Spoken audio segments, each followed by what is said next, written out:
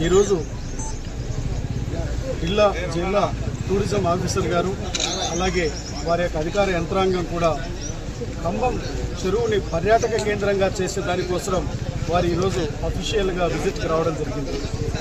నేను ఎన్డీఏ కూటమి ప్రభుత్వం అధికారంలోకి వచ్చిన తర్వాత గౌరవ ముఖ్యమంత్రి గారి దృష్టికి, గౌరవ ఉప ముఖ్యమంత్రి పవన్ కళ్యాణ్ గారి దృష్టికి, నేను అలాగే టూరిజం మినిస్టర్ గారి దృష్టికి ఈ యొక్క ప్రాంతాన్ని టూరిజం కింద డెవలప్ చేయాలని చెప్పి కోరినటువంటి మీదట వారి యొక్క ఆదేశాల మేరకు ఈరోజు టూరిజం అధికారులు ఇక్కడికి వచ్చి ఈ యొక్క చెరువును కానివ్వండి, నీటిలోకి పోయి బోటు ద్వారా మొత్తం పరిశీలన చేయడం జరిగింది.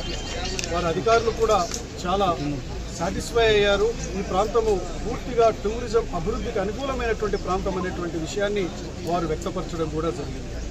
రాబో 4-5 నెలల కాలంలో ఈ ప్రాంతంలో టూరిజం డెవలప్మెంట్ యాక్టివిటీ అంటే ఒకవైపు బోట్ సంబంధించింది కానివ్వండి, లేకపోతే కనుక ఇక్కడ రిసార్ట్స్ కట్టేటువంటివి కానివ్వండి, ఇటువంటి కార్యక్రమాలు 1 by 1 అనేటువంటి కార్యక్రమాన్ని దాన్ని శ్రీకారం చుట్టబోతున్నారని తెలియజేయడానికి నేను చాలా సంతోషిస్తున్నాను. చాలా మాకు ఆనందదాయకమైనటువంటి విషయం అని కూడా తెలియజేస్తా ఉన్నాను. కారణం ఏమిటంటే ఎన్నో సంవత్సరాల నుంచి మా ఖమ్మం వాసుల యొక్క కళ ఈ యొక్క ప్రాంతాన్ని టూరిజం కింద అభివృద్ధి చేయాలనేటువంటి కళ మా ఖమ్మం వాసులకి, మా గిద్దలూరు నియోజకవర్గ ప్రజలందరికీ కూడా ఉన్నటువంటిది. అటువంటి కళని ఈరోజు నెరవేరబోతుందనంటే నిజంగా నేను టూరిజం డెవలప్మెంట్ ఆఫీసర్స్ని మనస్ఫూర్తిగా వారికి మా నియోజకవర్గ ప్రజల తరఫున, ఖమ్మం మన ప్రజల తరఫున వారికి కృతజ్ఞతలు తెలియజేస్తా ఉన్నాను.